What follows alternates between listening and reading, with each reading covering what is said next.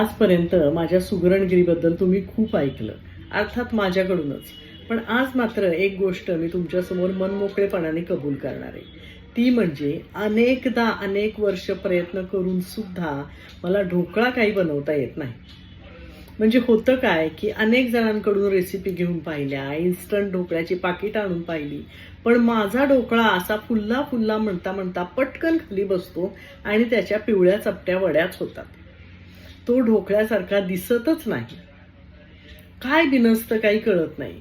समस्त ढोकळ्यांनी अशी प्रतिज्ञा केली की स्मिताच्या हातून, स्मिताच्या किचनमध्ये ढोकळा ही पाककृती बनली जाणार नाही. माझ्या ढोकळ्याची आता माझ्या घरच्यांनीही धास्ती घेतली, इतकी की माझ्याकडे काम करणारी सविता सुद्धा म्हणते, काकी ढोकळा नको बनवूया. याच्यापेक्षा मी अजून काय सोसायचं मला सांगा.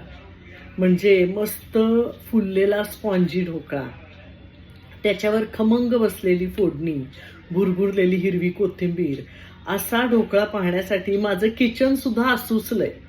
पण त्याचं हे स्वप्न या जन्मात तरी पूर्ण होईल असं मला वाटत नाही. इतकं माझं आणि ढोकळ्याचं नातं आता बिनसलेलं दिसतंय.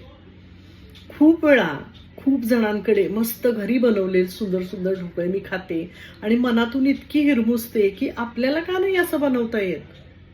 पण आता माझ्या मनाने एक समाधान करून घेतलंय की आपलं आणि ढोकळ्याचं पूर्वजन्मीचं काहीतरी नातं असेल की या जन्मात आपलं सख्य होणारच नाही.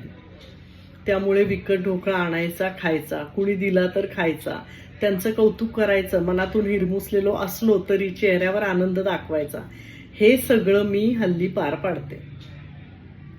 ढोकळा, मी आणि माझं किचन, हे समीकरण या जन्मात तरी कधी पूर्ण होईल असं मला वाटत नाही.